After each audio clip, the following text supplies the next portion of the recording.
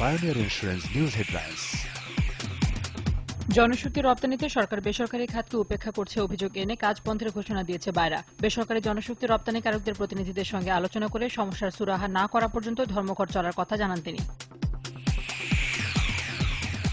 হেফাজতে ইসলামের মহাসমাবেশে নারী সাংবাদিক সহ বেশ কজন সাংবাদিকের ওপর হামলা ও আক্রোশকে দেশকে জঙ্গি রাষ্ট্র বানানোর ইঙ্গিত বললেন ঢাকা বিশ্ববিদ্যালয়ের শিক্ষক শিক্ষার্থীরা। হেফাজতে ইসলামের সংবাদ বয়কটের আহ্বান সাংবাদিক নেতাদের। বিএনপি নেতা মির্জা ফখরুল ইসলাম আলমগীর, ব্যারিস্টার মওদুদ আহমদ, যুবদল সভাপতি সৈয়দ মোয়াজ্জেম হোসেন আলাল সহ বিএনপি নেতারা ৬টি মামলায় জামিনের জন্য সিএমএম আদালতে হাজির হয়েছেন। শুনানি কিছুক্ষণ পর।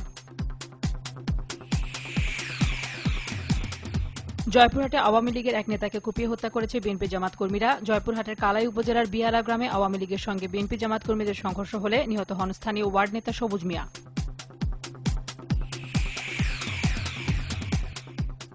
জামায়াতের রাজশাহী মহানগরের ভারপ্রাপ্ত সেক্রেটারি মোহাম্মদ জাহাঙ্গীরকে গ্রেফতারের প্রতিবাদে রাজশাহী, নাটোর ও চাঁপাইনবাবগঞ্জ জেলায় চলছে সকাল সন্ধ্যা হরতাল। জামায়াত শিবিরে ডাকা হরতালের সমর্থন দিয়েছে স্থানীয় বিএনপি।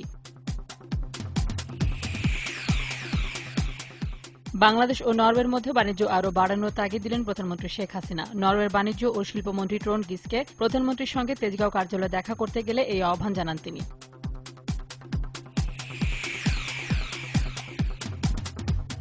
সিরাজগঞ্জের উল্লাপাড়ায় আলাউল নামের এক স্কুল ছাত্রকে এসিড দিয়ে ঝলসে দিয়েছে দুর্বৃত্তরা। এতে তার মুখ, চোখ ও বুক সহ শরীরের বিভিন্ন অংশ ঝলসে যায়।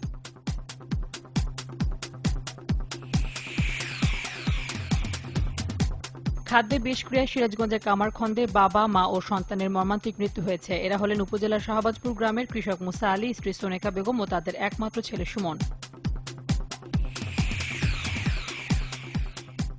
যুক্তরাষ্ট্রের উত্তর কোরিয়ার পরমাণু হামলার হুমকির মুখে আন্তঃমহাদেশীয় ব্যালিস্টিক ক্ষেপণাস্ত্রের পরীক্ষা পেছল পেন্টাগন। আগামী সপ্তাহে ৩টি ক্ষেপণাস্ত্রের পরীক্ষা চালানোর কথা ছিল দেশটির।